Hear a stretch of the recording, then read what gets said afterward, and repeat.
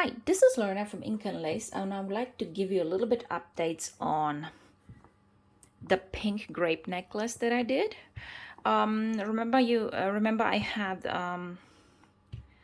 the one in purple wool gold, and now I made another one, but with pink and reddish, inspired by the red grapes.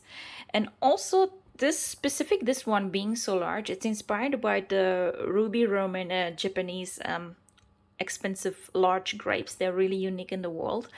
And if you get a chance, just Google the ruby Roman grapes. You'll see how gigantic they are and how really perfectly red and pink they are.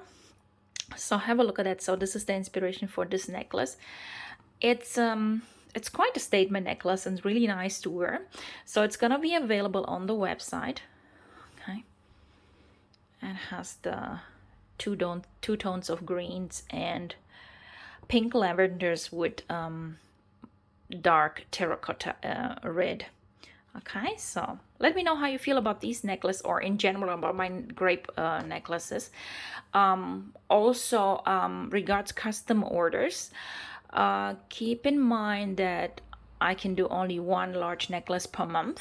Okay, so this was the last necklace that I started in December and just finished just 3 days after.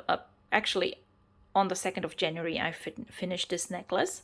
So keep in mind that if you do want a custom necklace from me, it takes me about a month. Okay, plus shipping, which is at least 10 days. So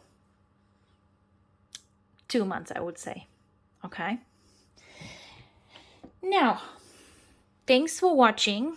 And if you have any question about how to do the bullions, because they seem to be really popular, get in touch. My signature look is to actually have 2 or 3 colors into the bullions. Okay, so if you have question about that, please email me or comment below. Thanks for watching. Bye bye.